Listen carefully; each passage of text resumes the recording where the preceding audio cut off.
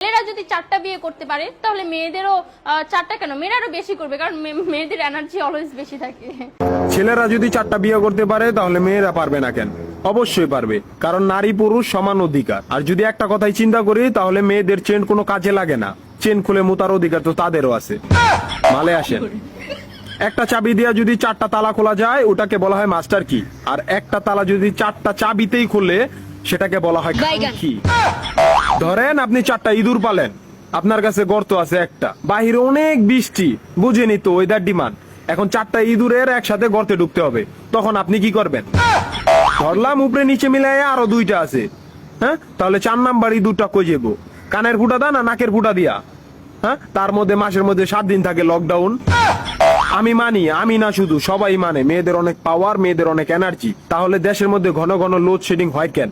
আমার মাথায় কোনো ভাবেই ঢোকে না। একটা ছেলে যদি 4টা বিয়ে করে, 4টা ঘরে যদি 10টা সন্তান থাকে, তারপরও বাপের নামে একটাই থাকবো। এখন আপনি যদি 4টা বিয়ে করেন, একটা সন্তান হয়, তাহলে বাপের নাম কি দিবেন? সলিমুদ্দিন, কলিমুদ্দিন, আনোয়ার, মনোয়ার, নাকি গড়ে মিলাইয়া জানোয়ার?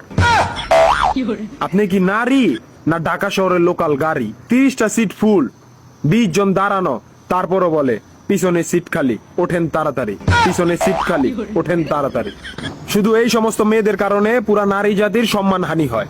আমাদের উচিত সিটি কর্পোরেশনের কুত্তা মারার ইনজেকশন দিয়া এদেরকে মেরে ফেলা, যাতে এদের জন্য অন্য কোনো মেয়েদের কেউ খারাপ নজরে না দেখে। মারানি কোনকার।